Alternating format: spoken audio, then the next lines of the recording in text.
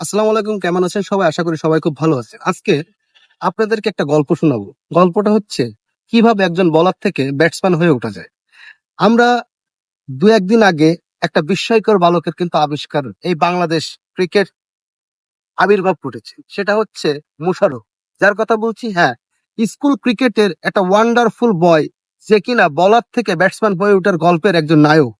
এই মোশাররফ, যে দল যখন একেবারে ভরাডুবিতে ছিল, তখন ম্যাচে ৮ নম্বর পজিশনে ব্যাট করতে নেমে ১১৫ বলে ১৪৮ রানের একটা উজ্জ্বল ইনিংস কিন্তু আমাদেরকে উপহার দিয়েছে।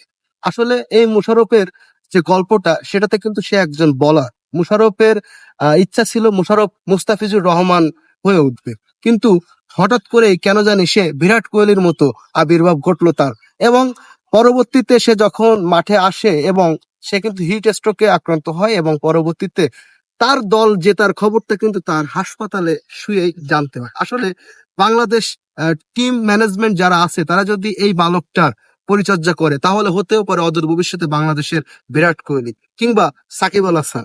আসলে এই ধরনের স্কুল ক্রিকেটে আসলে এই ধরনের পারফরমেন্স অনেকদিন পরে আমরা দেখলাম, এবং যা আসলে ওয়ান্ডারফুল, এবং এটা তার ক্যারিয়ারের একটা শুভ সূচনা। এবং তার জন্য অবশ্যই দোয়া থাকবে, ভালোবাসা থাকবে, যেন সে এই তার যে প্ল্যানিংটা বা তার যে আপনার সিস্টেম, এটা যেন সে ধরে রাখে এবং এভাবে যেন সে ক্রিকেটটাকে এগিয়ে নিয়ে যেতে পারে।